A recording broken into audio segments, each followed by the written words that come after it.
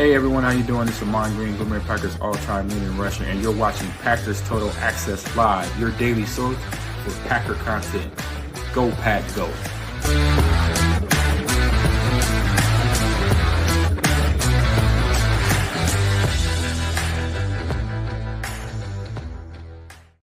What's up, guys? Welcome to the PTA pregame show. My name is Clayton. You can check us out on packernet.com. Find me on Twitter at Packers_access. Email us, PackersTotalAccess@gmail.com. You can text us, 865-658-5824. Join alongside Jacob in Wisconsin on the Minnesota border there on the border of enemy territory today as the Packers are ready to face the Vikings. We got Tim live in the Mecca, Green Bay, Wisconsin, ready to break this down as we're roughly, about an hour and a half away from kickoff. Really excited for this one. Before we jump into all the details and the actives, inactives, all that stuff that's being unveiled right now, all right, boys, we have made it. It is game day. I'm excited for this one. You know, obviously the Vikings are 1-point favorites. We're missing several starters, so it's going to be interesting to see how the backups step up to the plate here like they've done all year long. Let's do this, man. Let's waste no time and get you guys the important information as the inactives were just released a second ago. I think I've got them here on my Twitter page. Bang. All right, so here it is from Tom Silverstein, Spoon himself, says the Packers inactives. Christian Watson is out, but Javon Bullard is in. So your inactives are linebacker Quay Walker, no surprise. Wide receiver Christian Watson, no surprise. Cornerback Jair Alexander, no surprise. Evan Williams, safety, no surprise. Safety Omar Brown is inactive. So they brung him up in case Bullard wasn't ready. And Bullard is good to go, is what that sounds like, right? And then, of course, tackle Andre Dillard. So I feel like we've done a pretty good job prepping all week, guys. And I want to get your all's take here. Yeah, we were kind of prepared for this, right? Now the question becomes, what's that nickel defense look like, that 4-2-5, as you go to take the field against the Vikings today? And is Javon Bullard 100% to where he's going to play as many snaps as you need him to, whether it's in the slot or safety, right? That's another question. Let's go around the horn with it. We'll start with you, Tim. How we thinking, man? How we feeling about this? Well, nothing like, missing a handful of your A-listers for, a big game against a divisional opponent on the road, right? No Scoot, no Quay, no Ja, no Evan Williams. We talked about the Omar Brown elevation, and then obviously, he's a scratch right now. And hopefully that does mean that they feel good about where Bullard's at. And Bullard's going to be able to play in the slot this game. And then if not, I guess the wild card is our boy KT Oladapo, right? Maybe we see a little bit of him sprinkled in today. But I'm for Christian Watson sitting this game. I think, Bo Melton can step up into that role.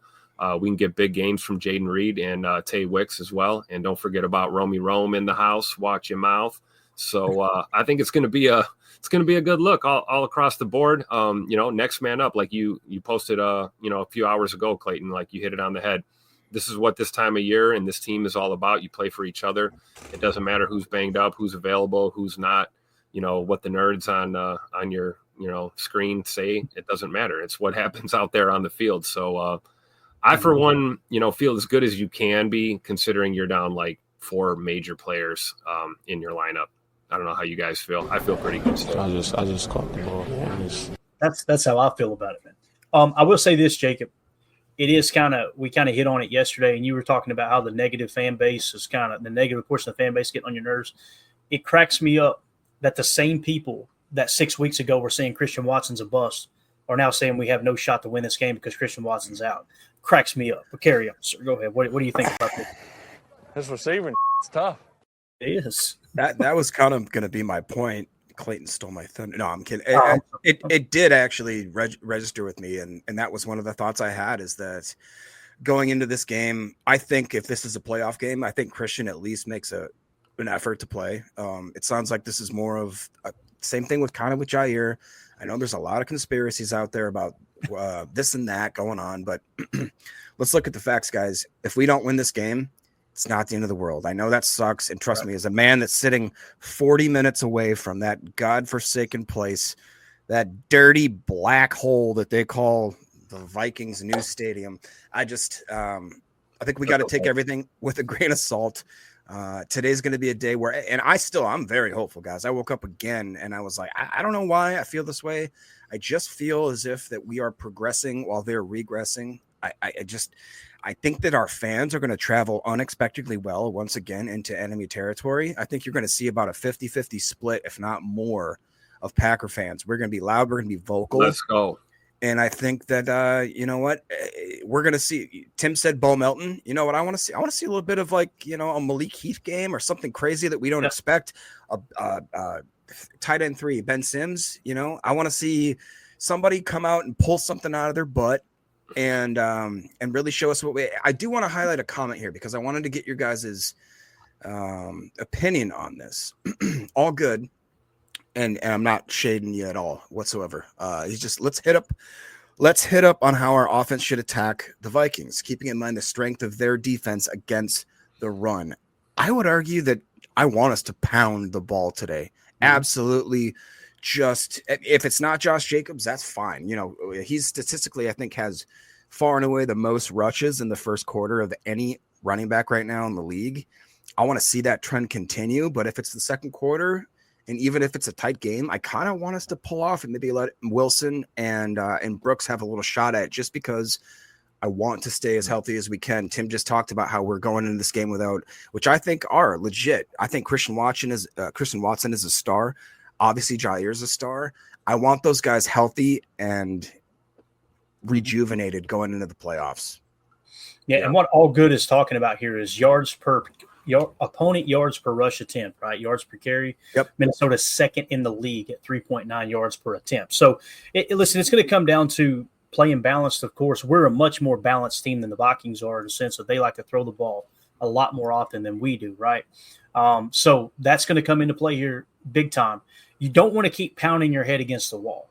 When we're talking about run the ball, it's on those first downs, try to establish the run.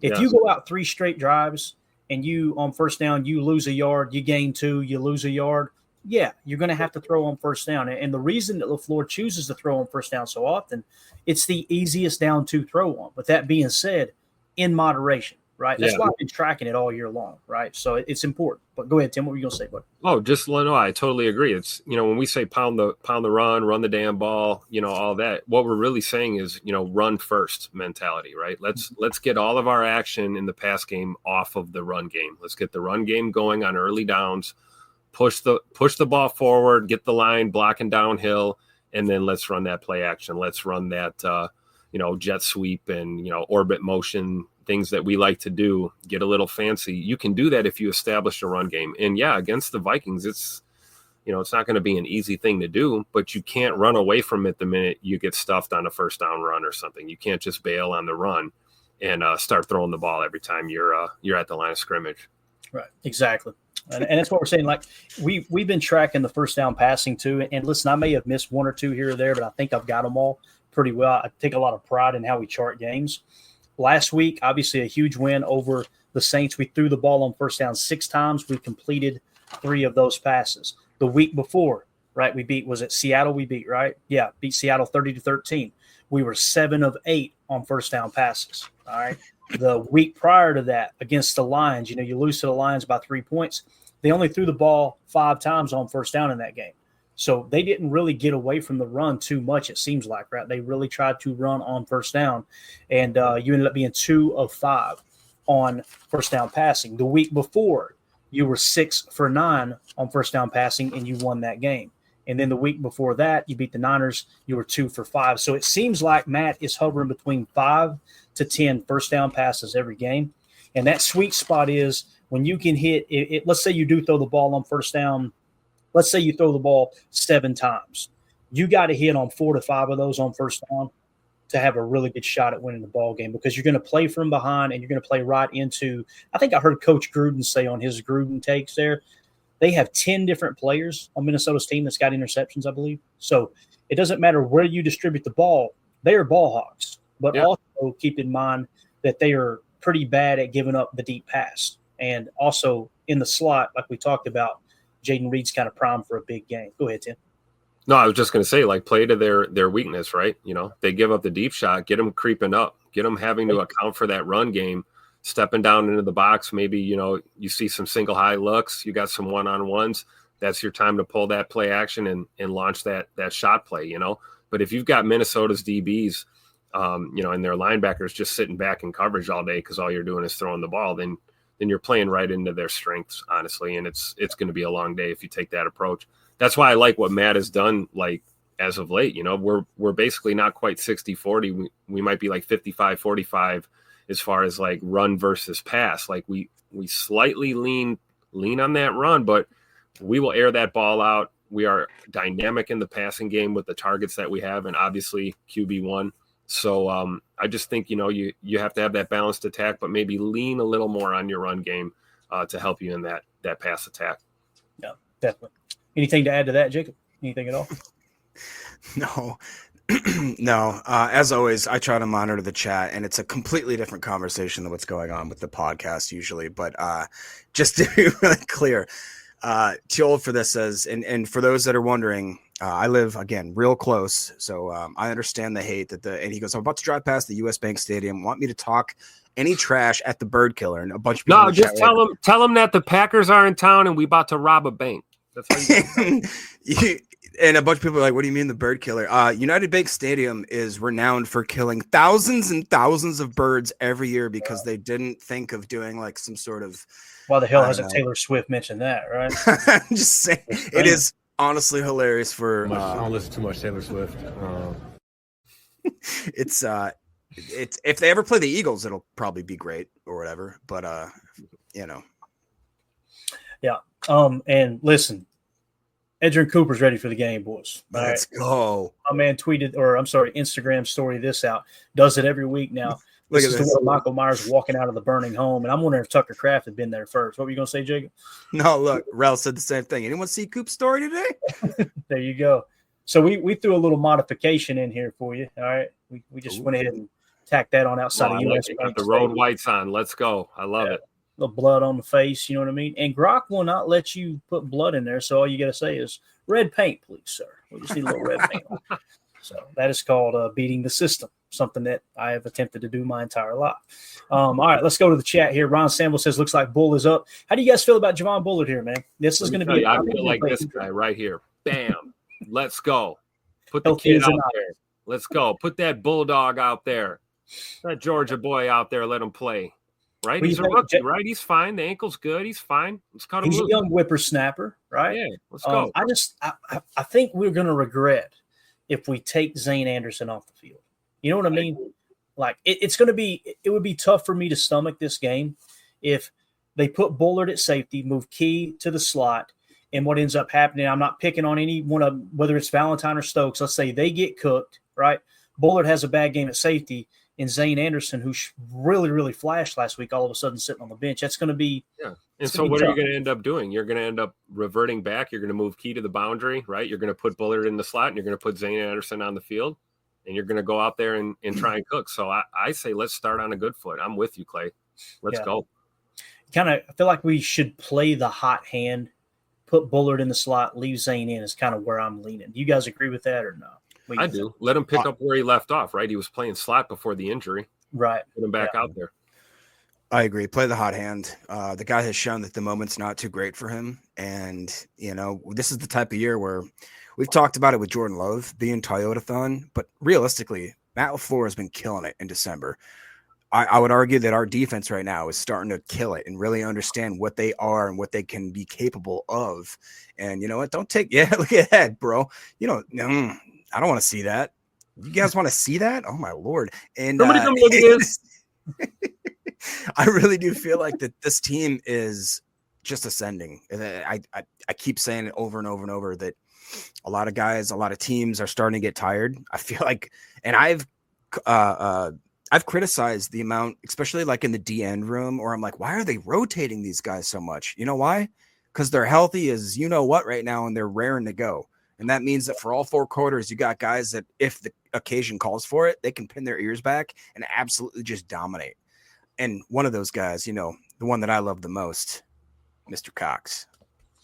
That's exactly right. I'm glad you brought that up. Knucklehead Paul in the chat. He said, let's go play smart, mistake-free football, and violently aggressive, man. Protecting the football is going to be the big thing. Again, when we face these guys back in September, you lost the turnover differential 4-3. If you win that turnover differential 4-3, you probably win that ball game, seeing you only lost by 2 points, right? So it's going to be the ultimate factor in today's game, in my opinion. So let's go out and protect that ball like Paul is saying for sure. All Good says it is the end of the world. Try to live. What do you say? It is the end of the world. Try living in Eau Claire, Wisconsin. I don't know what that means. Eau Claire. So that means I made a comment that it's tough living next to Vikings fans. So I don't want to one up you, All Good, but I'm 40 miles closer than you are in Eau Claire, Wisconsin. It is tough being on the western side. Everybody talks about their rivalries. Still smell those Vikings fans from Eau Claire. Exactly. All Good says I want to see Reed deep. Yeah, the crossers are going to play a big role in this game. Especially if they're going to play a lot of man coverage. Now they play more man coverage than us. And we could actually pull up the coverages here. I think we have them as early as last week just to kind of get a quick refresh on what the Vikings like to do coverage-wise. So the Vikings, as of last week, were second in EPA per dropback at minus 0.04. So they're one of the best pass defenses in the league, as well as the run defense.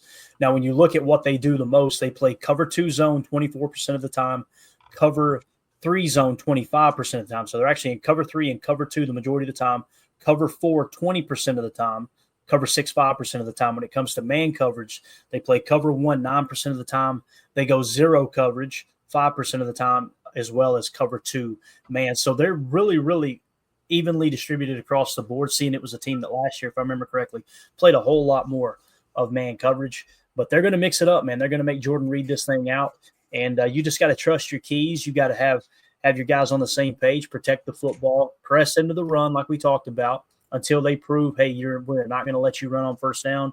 You need to try to attack through the running game. Now, with that being said, in Matt LaFleur's history here with play calling, do not be surprised if on the first play of the game, Matt LaFleur doesn't call a shot play.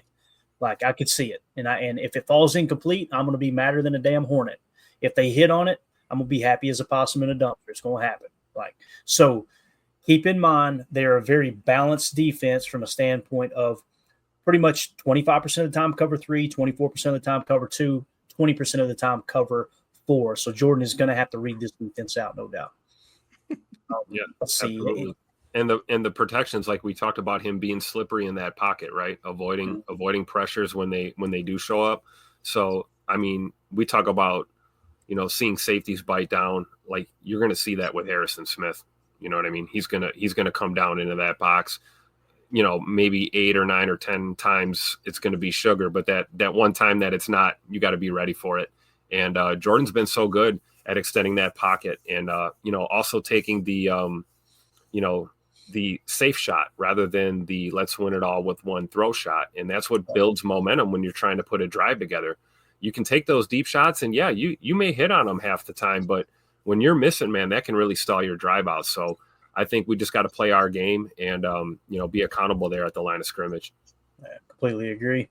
All right, let's see here. Coach Lynn says Musgrave has to step up. I think it would be huge if you could press into 12 personnel a little bit here, right?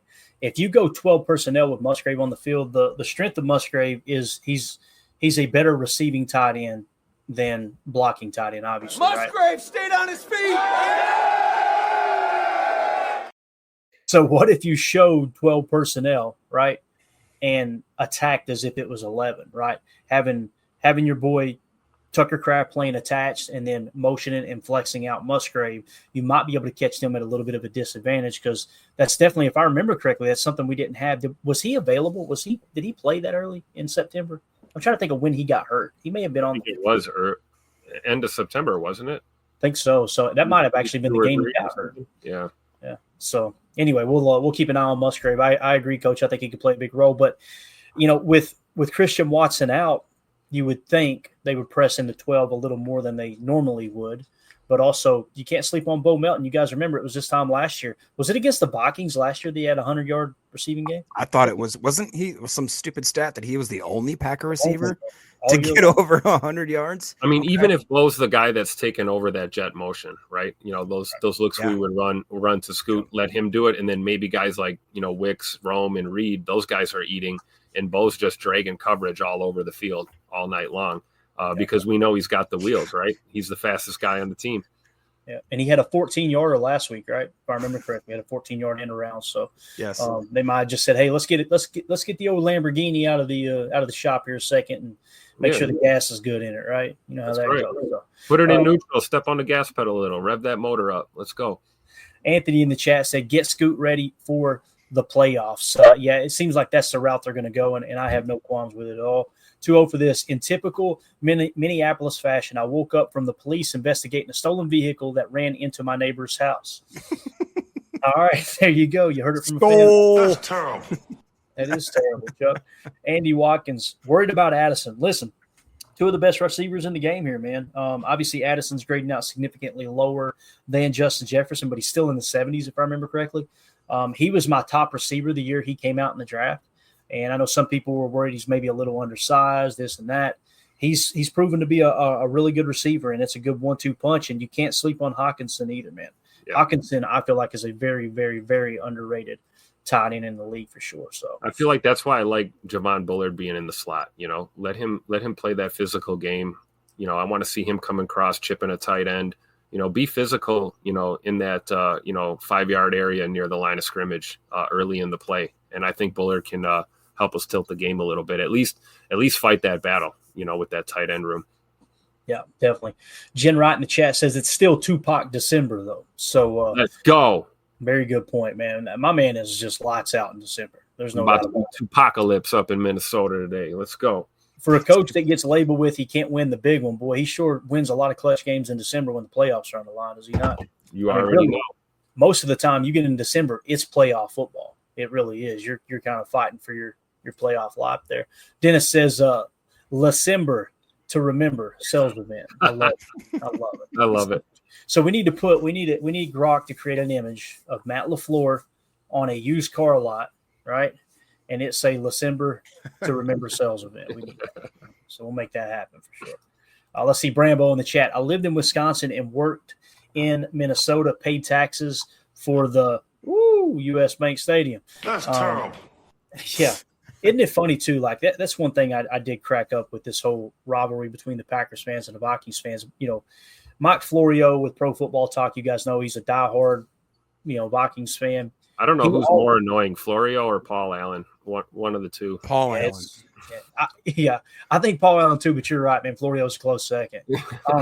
But he would always make fun of and complain. They're cheating their fans out of money with these fake stock drives and this and that. It's like, no, you knucklehead. There's not a Packer fan on the planet that really thinks they own stock in the team as if it's going to pay dividends. It's an opportunity for the fans to go, hey, we want to expand the stadium. Yeah, let us throw in on that. You know what Minnesota does? They force their taxpayers to pay for it. They force them to. So, you tell me which one you would vote for. Would you rather be forced to pay for a sports complex, or would you rather have the option to make a donation towards it? That always cracks me up that argument comes into play for sure. Jen Wright says we got a kicker this time. Hey, missed 2 field goals last time, right? When we played the Vikings. That's right. I'm telling you, man, there's so many aspects of the Packers game outside of the 3 starters on defense and arguably your best wide receiver missing this game that could play a role in this game, right? And if you take away the fact that you're missing those key players and you look at, okay, this team is pressed into the run more since the last time we played the Vikings. They are playing much, much, much better defense than they played against the Vikings the first time around. And now you've got a kicker who can win you those tight games, which I think this one could come right down to the wire. Sure. It's just, man, how blessed are we, though, that you've got this kind of marquee matchup. This is the first time they said, I can't remember, was it over a decade? Is that right? That the Packers and Vikings have faced each other where they're both like 11-win teams. This is going to be a blast to watch, man. It's going to be awesome. It's like we always say, man, the NFL is better when the NFC North is tough, man. When you've got guys like, the Packers, the Lions, the Vikings, we know the Bears still suck, but when you've got a lot of 10+ win teams in one division, really in general, it makes the playoff seeding and everything more exciting towards the end of the year. And I think Jen Wright is absolutely correct. We have a kicker this time around. We lost that last game by 2 points, right? We were trying to recover an onside kick. Maybe we don't have to do that if we have a kicker that's hitting, 2 or 3 crunch field goals, down the stretch. So I'll take it. Yeah, and here you see Matt Schneidman, since we're talking kicker. Brandon McManus, good from 61 in warm-ups. He missed from 62 and 60. Had enough leg for 62 though. So mixed money. Looks like that range is going to be probably around 60 yards. That if Matt LaFleur has to make a decision to kick a kick to take a shot at the field goal, he may do it as far out as 60. That's exciting, guys. I mean, we haven't had that in quite some time, right? It's going to be awesome. So, all right, let's see here what else we got in the chat. Coach Lynn, with Watson out, I think Wicks is in for a huge game. He's played better the last 2 weeks, and he will get a bunch of looks. It seems like he was pretty effective when they played them last year on New Year's too. It seemed like it was a game where Bo Melton shined and Dontavion Wicks. I want to say Wicks had a big yak play, if I remember correctly. I could be wrong though. So we'll see if Wicks is in for a huge game. What do you guys think about that? You think Dontavion Wicks may step up to the plate here?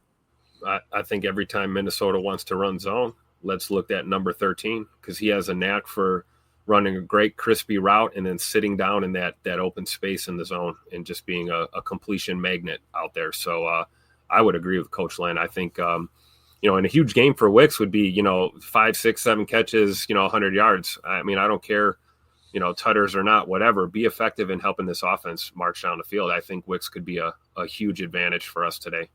Yeah, there's no doubt about it too. Both Wicks and, Watson this year are blocking way better than they did last year. Wicks could be an X factor out there in the blocking game as well. So Dennis Stroke with the super chat. Jacob is the whiskey to show's tall boy. There you go. All right.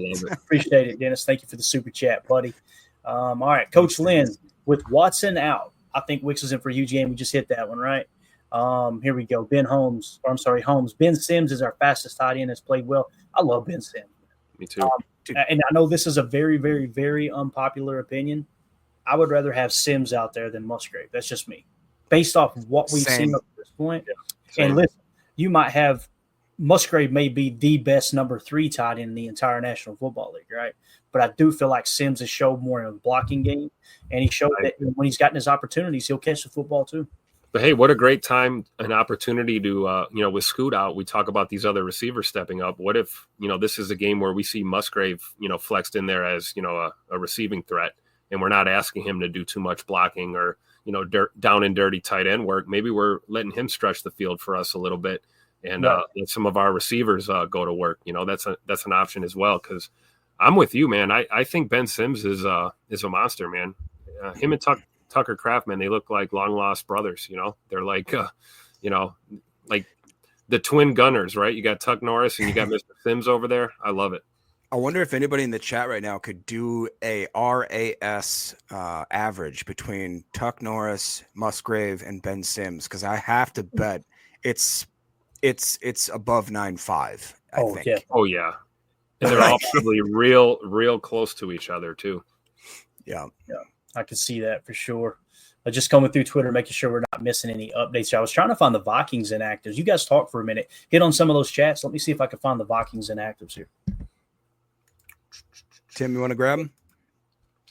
Let's see. We got Mike Hebring. I haven't heard you in a while, man. Good to see you again, brother.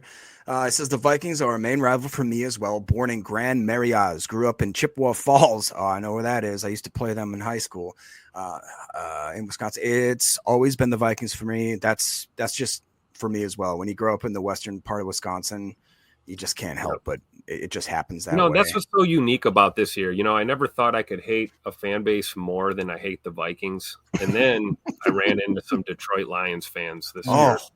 And they're a close second right now. They're actually, they make Minnesota look a little more tolerable the way these Lions fans are acting. But and it's because they got cocky so fast. Yeah. Right? After like 50 years of nothing. And all of a sudden they have a couple decent years and they're like, well, we're the best it's ever been. And they still haven't won anything yet. No. Yeah, exactly. All right. Got it. All right. So here are the inactives. Tim, if you want to hit those real quick for me, I got a text, man. I'm over here selling the damn house right now. It's unbelievable. Let's do it. Sunday's Vikings inactive. I just need 3 hours to watch football, and that's when they want to make an offer. This is unbelievable. Go ahead. We got quarterback Brett Rippon. Wow, did not know he was still in the league. That's crazy. Fabian Moreno. Yeah, and we've got Levi Drake Rodriguez, Dan Feeney, and Walter Rouse are all inactive for the Vikings today. So, I guess they're down a backup QB, and I don't know how significant any of this is really for the for that team. But certainly being down, a DB and a D lineman, that kind of plays to our advantage offensively. So I think that's something worth noting. Yeah, and they are pretty healthy though. We kind of seen, what's his name? I'm blanking. The safety, unbelievable safety, played for Notre Dame, former boxer. Hamilton? No, plays for the Vikings. Vikings. Why can't I think of his name? I could see him. Harrison Smith, right? Harrison Smith, like the most Caucasian name on the face of the planet. Harrison Smith. He kind of popped up on the injury report. And we're like, oh boy, if they miss him, because he's just such an intelligent player. But he's obviously healthy. I think they're coming in this game pretty healthy. But again, the Packers, they got this thing humming right now, man. We'll see how it plays out. So again, those are your inactives. Backup quarterback Brett Rippon. You've got cornerback Fabian Moreau, defensive line Levi Drake Rodriguez, center Dan Feeney, and tackle Walter Rouse. So there are your Vikings inactives as we're getting closer to kickoff here. We're less than an hour, right, guys? So yeah, look what we got here. Mr. Nick Maswain went in. He crunched the numbers. Thank you very much for that, Nick. So Sims was a little bit under what I thought it was. Apparently, according to the chat, he was in the 8.32 range. But the rest of them were in the high nines. So the average of all three is still a 9.226. I mean, that'll play. That'll do. That is wild. All right, Dennis Shook with another super chat here says this could end up being the best game this season. It really could, Dennis. Yeah. Appreciate the super chat, man. I see it that way. I really do. We talked about it was probably a quarter of the way through the season. Everybody had acknowledged, man, the NFC seems much stronger than the AFC, albeit the Kansas City Chiefs could beat anyone, right? I mean, they just continue to find ways to win ball games. But, yeah, this is kind of that old school. The only thing that would make it better is if it was at Lambeau with a little snow flying. You know what I mean? That's the only thing. Hey. So here we go. Appreciate the super chat, Dennis. Thank you. And then we got Based Jiren. Hope I'm saying that with the super chat. Thank you, sir. He says, as a Vikings fan from Louisiana, I've never had that natural attachment to any one rivalry, but I always hated the Packers the most until the Lions fans got cocky after 2 decent years in their history. Exactly. Man. I love it. It's like total role reversal, right? Welcome to the team, Base. Yeah. And we as Packer fans can totally respect a Vikings fan that's, been like trained to hate Packer fans their whole life. That's how we feel about you guys. So, real recognize real, as they say in them streets. But, I think it is true, man. The Lions fans are just cocky for no reason. And I cannot wait to see them be one and done in the playoffs this year. It's going to be awesome. I think the thing that bothered me the most is like how multiple Lions fans this year came forward and were like, you guys have never had to deal with what we've had to deal with. We'll see if you're really a fan. Are you going to stick by your team? We're like, hold up. Well, I had to pull the receipts. I'm like, let's go back to 2021. Okay.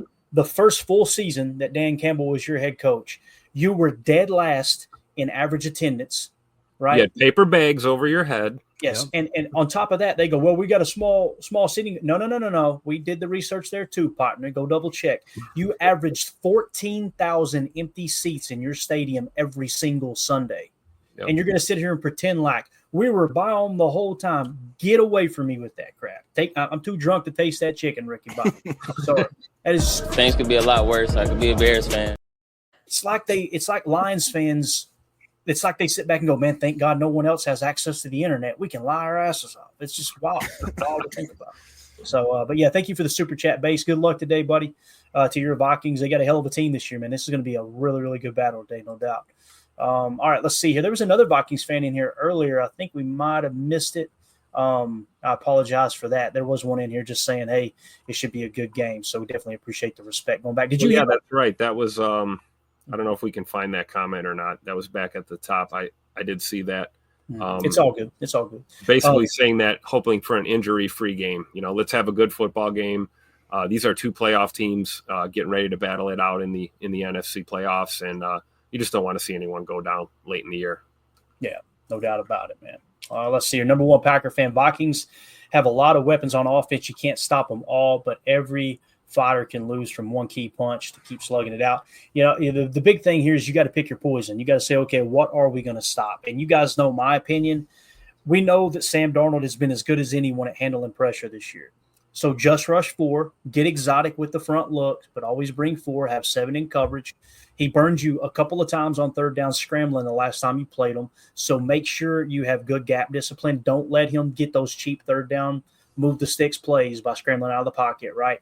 So put 7 in coverage, make him read it every single play. To me, that's going to be the key. Don't get too aggressive. Now, we've seen the Keyshawn Nixon strip sack back in September where he caused the fumble. Edgerrin Cooper recovered it, right? These are 2 different teams from September to today, right? And they are playing against the pressure really, really well. So I would, like I said, man, keep everything in front of you. I'm okay with them scoring on a 14-play drive. I'm not okay with them scoring on a 2-play drive. Like, you got to control the explosive plays. The key to this game, as always, is going to be turnover differential, explosive plays.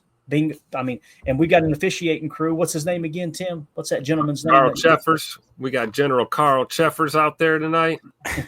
All right, so he is the head official, and his crew are throwing the least amount of flags per game this year. Why is that important to mention? If there was a game where you're going to play aggressive, this is it, right? This is the game where you go, okay, let's try to be aggressive until they throw the flags, and then we'll back off.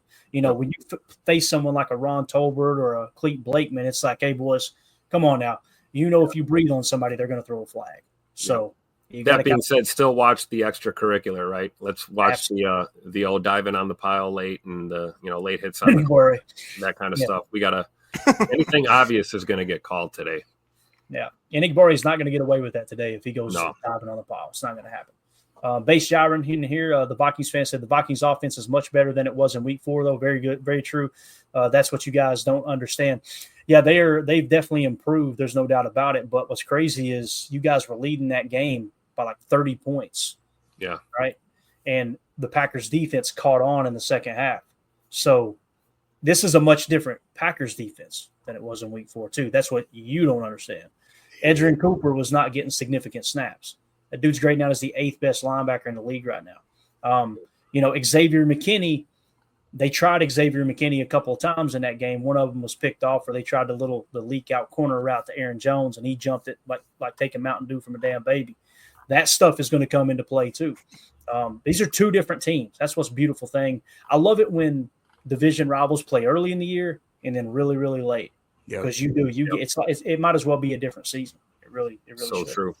Yeah. So, all right, let's see here. JJ McQuaid in the chat says, I think Love was injured also back then. Something else they're not mentioning, JJ, is he was coming. That was his first game back from the injured knee, had the brace on too, could barely scramble. That one of the picks, as a matter of fact, was you could see him hobbling out of the pocket trying to chuck and duck. So Jason Y with the super chat. Appreciate you, Jason. You are the man. He says the key to today's game will be Love. Vikings run defense is very good. Amen to that. Second best in the league according to yards per rush for sure. So let's see if Jay Love can get it cranked like he did last New Year's Eve when these teams faced late in the year in the same house, right? It was played in Minnesota as well. So thank you, Jason, for the super chat, man. Appreciate you. Daryl in the chat says Musgrave, he somewhat has a downside, was riddled with injuries. Yeah, again, I think Sims is a little more built for this offense than Musgrave is, but you may see a 13 set, boys. Oh, my goodness. You might see LaFleur roll 13 out there and put Musgrave and Tuck out wide. You could see that. Oh, I'm sorry. Musgrave and Tucker outside. Yeah. And Ben Sims play attached. Give me a little Chris Brooks blocking. Give me a little Ben Sims playing attached. Let's go. Yeah, definitely.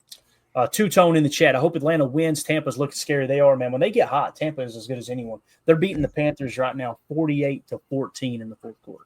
I mean, they're peaking at the right time. No doubt about that. Yeah. Did y'all see what's going on with Saquon as well, real quick? Sorry to interrupt. No, what's up, man? What you got? He's got over 200, and he's on pace to break that record, man. They're not pulling him back whatsoever. He is tanking it. That's what's up right there. Hey, listen, Saquon, the fact that the Giants let him go, and to hear the reason Giants in the same year left Saquon and X go. What a weird organization, right? Idiot. It's crazy. If we dived into the box score here with the Cowboys Eagles, the Eagles are belt to ass on the Cowboys, 41-7 right now. It's official. We definitely broke the Cowboys last year in the playoffs. We broke that team. And Jacob, you're right, man. They are intentionally going for the record. 31 carries for Saquon Barkley. Yeah. How funny. And it makes sense. Did you see that clip early in the season when Saquon had a chance for his career high single game, and he needed a couple carries? They were up, and he said, "No, let the young guys go play, man. I'm good." So that's a guy that's not playing for individual stats. So if they're boat racing the Cowgirls, I say if today's the day, let them go ahead and get it, man. Salute. Yeah. Again, it wouldn't be funny, but you want to see Sirianni get his ass ran out of town. Imagine if Saquon, you get him 35 carries and he pops a knee. Dude. Oh my God. Yeah. That fan base would lose their mind. I'm telling you right now, if we were winning 41-7 and I seen this, I'd be pissed as a fan. I'd be going, I don't care about that record. That's crazy. Nick Sirianni, a.k.a. Dan Campbell. I was going to say, other than that, do you think that's the last, that last boat race right now is going to be the end of Mike McCarthy, right? I don't think so. I really don't. You don't think so? No. They played really well here lately. They've won the last 4 out of 5, I believe, if I'm not mistaken. Cooper Rush, right? I think that Dak going down kind of got him. Now, here's who's going to come available, right? That's going to be the big question. Right. What Deion Sanders? What if Deion Sanders says, "Hey, I want to coach at the next level"? Because obviously Shadur is going to be leaving college. And I know his name hasn't been mentioned, but Shadur is going to be leaving. Travis Hunter, who's like his second son, obviously he's leaving, going to be going to the draft. Me personally, as a fan, I would love to see Deion Sanders coaching the Dallas Cowboys. That would be must-see TV in my opinion, and I think that would be awesome. So, can you imagine just being able to watch the press conference where Jerry announces Deion? Is it crazy? Real quick, I know this is a Packers podcast, but I saw a stat today that Deion and his Colorado team have never beaten a ranked team. Is that correct?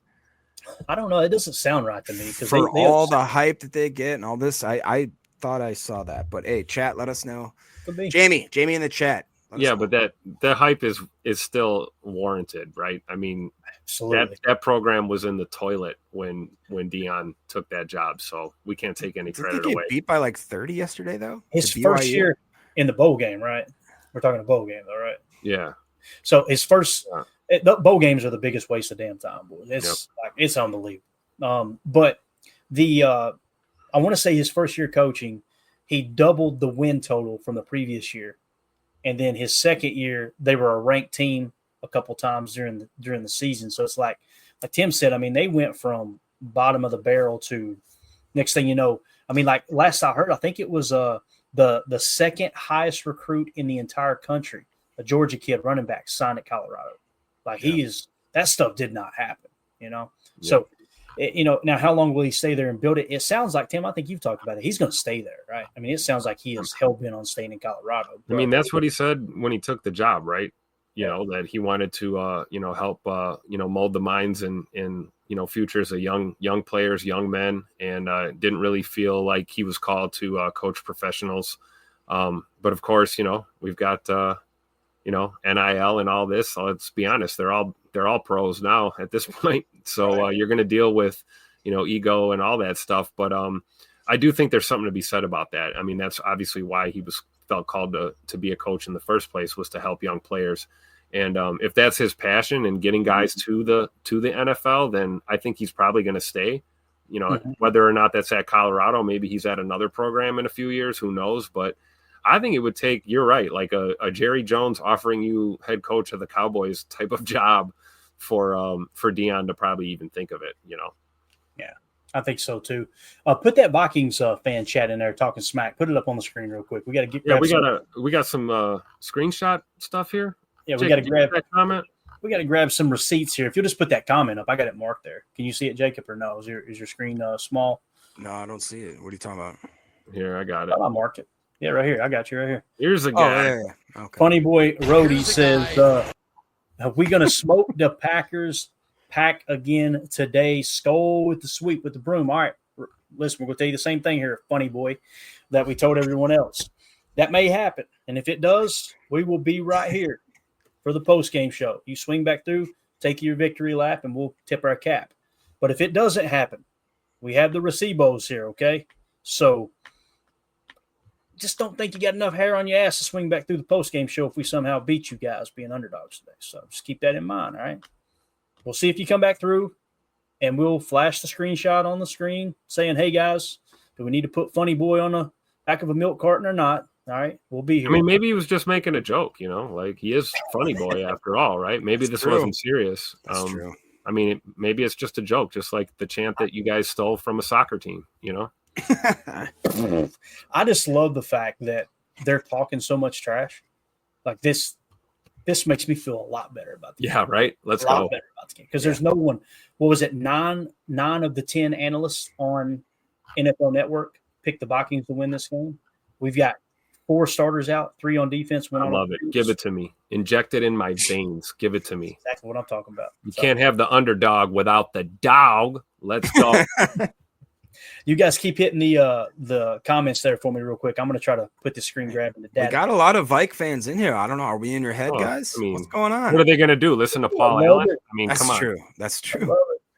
Hey, hit that like button on your way in the door here for us. Yeah, matter of fact, you know what? We got like nearly 400 y'all watching right now. If you could hit that like and share and be ready for a post-game show, win or lose, but I would estimate more of a win.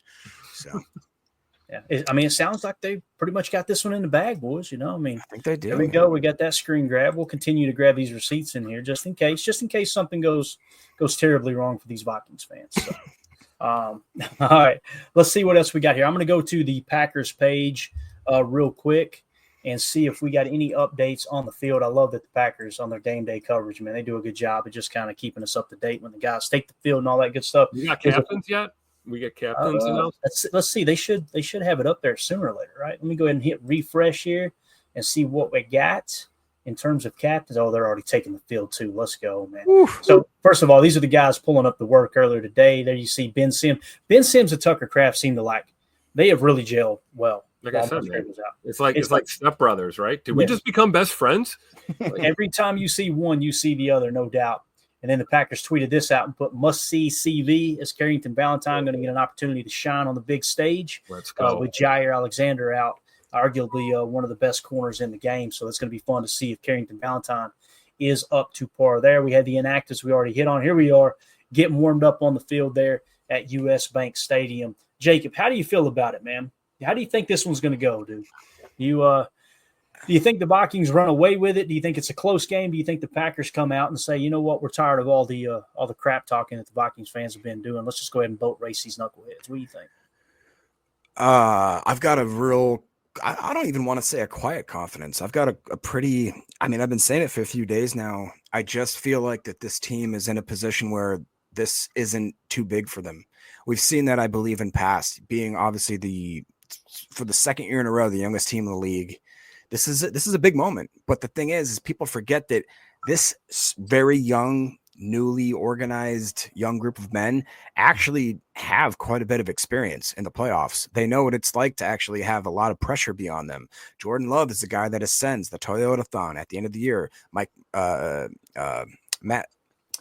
LaFleur is now pretty darn good in December if you know what like math does and all that stuff. I just think that right now, for anybody to be, especially Vikings fans, for you guys to be really cocky and speak in the way that some of you are speaking, I think you might eat a big slice of humble pie at the end of the night. And if not, like we always say, we'll come back and we'll eat those words. We'll eat our crow. We'll do all that. But I just, with CV too, by the way, I think there is something to be said about a group of young guys like CV, guys that are second year guys that maybe are just now clicking. I think Tim said it the other day. It's like, we forget that this team could all of a sudden take massive strides. You never know. I mean, they always say what an NFL veteran is going to grow the most between years 1 and 3. Well, what if we actually were very good at what we did with drafting and it just took a little bit? We saw it even with guys that are off free agent acquisitions, guys like Dillard that have never been anywhere even serviceable in the league. They come here, guys like, even if you want to go back, with Campbell and the guy we shipped off to the Bills, there's something to be said that this culture knows exactly what they're doing, and this culture has built the team to absolutely turn it on at this point of the year. So I'm not going to be surprised if I'm not surprised if we blow them out. I wouldn't be. I wouldn't be either, man. I wouldn't be surprised if they blew us out. I wouldn't be surprised if it was a close game. I wouldn't be surprised if we just absolutely toasted them, as there's a bunch of blowouts, as someone mentioned there. in the chat, man. I mean, pretty much every game in the early hour or early window. The Bills are winning 40-0 over the Jets. The Raiders are beating the Saints 25-10. The Giants and the Colts are a close one with 4 minutes left, 35-33 as the Giants are leading. The Eagles are boat racing the Cowboys 41-7, and the Buccaneers are beating the pants off of the Panthers 48-14. So really just one good game, and it's two teams that are trying to screw up a higher draft pick for themselves, it sounds like. So Dennis Shook in the chat here, Tim. He says CV mocked up last week was gold. We talked about he's kind of that lightning rod, man. He's almost like a Jair 2.0, getting the boys fired up, keeping things loose, keeping everything kind of, upbeat. He's got an opportunity to really stamp himself into this lineup moving forward. If he goes out today and balls out, only allows a catch or two, keeps it under 30 yards, let's say, no tutters, you're liable to look up next week and go, all right, man, there's no reason to get too aggressive at cornerback in the offseason. If Jair comes back healthy, CV can play opposite of him. You can put Nixon back in the slot if you need to next year. I think Carrington Valentine, man, this is an opportunity on a national stage to show everybody just how good he can be. Yeah, no, that's so true. And Dennis is right, man, that if you didn't get a chance to see the mic'd up footage, go to Packers official media, Packers.com, on Twitter, whatever, Instagram. I'm sure it's everywhere, but it's just 4 minutes of gold. And I think one of the, the observations that I had was similar to kind of what, Christian Watson's dad saw. He made a comment about that, basically saying that, it's nice to see guys having fun doing their job.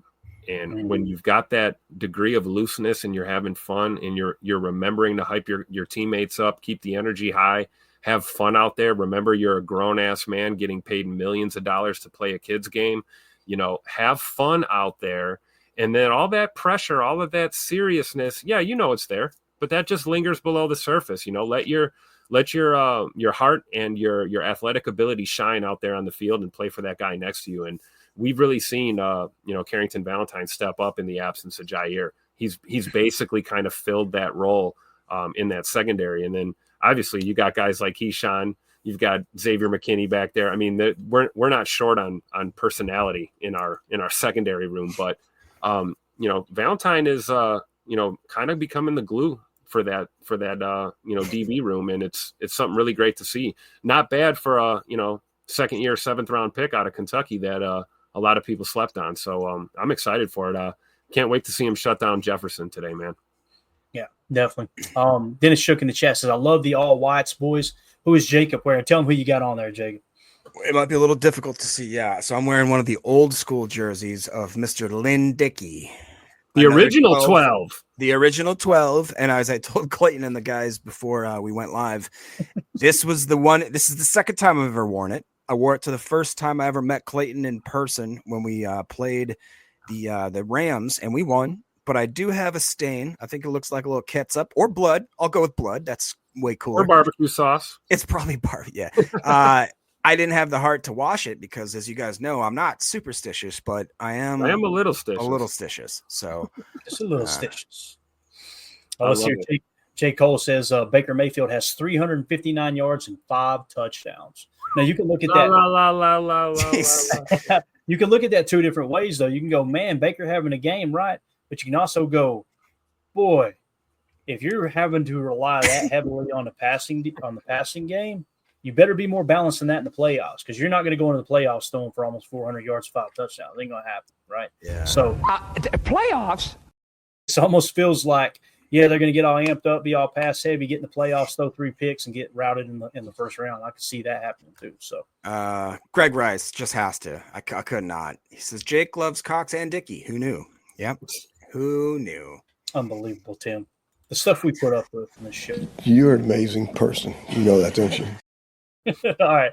It says about that time as the Packers are taking the field there for warm-ups a few minutes ago. You see Jaden Reed, Bo Melton, and the boys getting ready, heading out onto the field after they got through breaking it down in the tunnel. You see Keyshawn leading them there. You got Josh Jacobs right there beside him, who's just been on absolute tear. Emmanuel Wilson, Corey Ballantyne. He's going to be active. We'll see what he can do today. Corey Ballantyne, this same spot last year, went out there and absolutely shut Justin Jefferson's mouth up. That would be exciting to see that again, too. Now, listen, you guys know I was really high on Corey Ballantyne going into the year. and we have not seen him hardly at all. The coaches know way more than this knucklehead with a horrible country accent. I guarantee you. They seen something from Carrington and even Stokes that they said, hey, look, these guys can be those go-to dudes with Jair out. And Stokes is playing some of his best ball, no doubt about it. For sure. And then on the linebacker side, hey, Quay's out of there. Keep your eye on, Zay McDuffie and, of course, the former Viking Eric Wilson out there. He's no stranger to playing at the bank. So let's go ahead and get that bank robbery taken care of this afternoon with our defense. Yeah, no doubt. Captains have been announced, and we have it right here. Y'all ready for this? Let's go. We have running back Chris Brooks. Defensive lineman Kenny Clark. Thick. We got center Josh Myers. Thick. I think Coach DeFleur seen that ice hanging from Josh Myers' neck and said, "Yeah, let's let that boy be captain this week. He's ready to go." So I love it. Yeah, I do like that, man. Chris Brooks. Typically, the way that this coaching staff picks their captains, and this is them explaining it, not me, is the practice leading up to this current game. Who really showed themselves like, hey, they worked their ass off this week. They're ready to go. They're preparing the way they're supposed to prepare. When you see Kenny Clark as a captain, that gets me excited. Who knows? This might be the second half Kenny Clark that we've come accustomed to seeing here in the past. It seems like he starts slow, and then that last quarter of the year, he's just, kind of playing with his hair on fire. If Kenny goes out there and wrecks shop, boys, this could be a great game for this defense. Yep, absolutely. And all he's got to do is just play well, right? Just be a leader, communicate, keep guys on their assignments. We don't need anything hyper spectacular. We just need him to be Kenny Clark, man. Is this true, Jacob? Yes, it is. I actually was going to talk about this earlier. They're giving out hand warmers to the first 10,000 fans in attendance because Minnesota is a bunch of dullards. They're bird killers, and they want to warm their hands inside a dome. Bunch of freaking morons. What the hell is Hand warmers for a dome team. I'm in town to play the Dolphins, you dumbass. Brett calling people dumbass over killing the birds sound like there. I apologize. You hurt me, Brett. All right. We're coming down to the wire here. I want time to go downstairs and get a daddy soda, get settled in to chart this game. Any parting thoughts, Tim? You have the floor, sir. How we feeling about it? Talk to me. Let's wrap this thing up. Well, 60% of the time, I'm right every time. But last week I predicted a closer than comfortable game, and we absolutely boat raced the Saints. So this week my gut's telling me it's going to be a close game again. So hopefully it is indeed a boat race, and the Packers go ahead and take care of business there on the road. But I think either way, we're going to get two really well matched and really good teams playing football right now in December. And this is what being a football fan is all about. And as far as us Packer fans, don't panic. There's nobody to fear. We're playing good ball. Put your faith in this team and this staff. And I think the guys are playing together. And at the very least, man, nobody's going to lay down today. We're not going to play 2 quarters of football today. We're going to get 4 quarters of smash mouth football from the Packers. So I'm tuned up. Let's go. All right, Jacob. I mean, Tim pretty much said it best just then. I am excited. I'm confident. I'm going to be okay if we go into this game and we do what we need to do as far as put together a quality game from all aspects. And we just maybe don't, if it doesn't come out right, if we end up having, God forbid, an ending that we don't like, as long as we came to play against one of the best teams in the NFL, I need people to take a break, take a step back, realize, again, we're missing key starters. If this is a playoff game, I think maybe the situation may be a little bit different as to who plays and who doesn't. So take everything with a grain of salt. If we win, I'm going to run naked through the Taylor Park just yelling that we are the best team ever. But if we lose, just remember that, there are still games to be played this year. Don't lose faith. Don't lose hope. Go Pack, go. Yeah, I think it's very well said. Again, it's going to be another piece of the puzzle put in place. Can the Packers hang with one of the best teams in the league last time? Again, 2 different teams, but you lost by 2 points. If you go out there and just show you can compete with the Vikings, you keep it within a 1-score game. I like the momentum you could still create going into the playoffs. You go out there and get boat race, probably looking at an early exit, right? But anything can happen, man. Anything at all can happen for sure. So thanks to everybody who hung out with us here during the pregame show. This was a lot of fun. Thanks to the Vikings fans too, man. This was a blast. Appreciate y'all swinging through. Shout out to Dennis Shook, with the super chat. Dennis Schutt with the other super chat. Base Jiren with the super chat as a Vikings fan. Appreciate you supporting the stream, buddy. Jason Y with the super chat, and Dennis Schutt. Again, you guys are awesome. No, we're not highlighting the Blake B one. All right. Although Blake B, we know exactly what you're talking about, sir. Belt to ass in full effect at a different level. You might like that. Again, different time today. We got to be careful with that stuff. I took a belt to the ass many moons ago. But it's a different day we live in. As you can see, never mind. We're out of here. We're done. And we go. Bye, guys.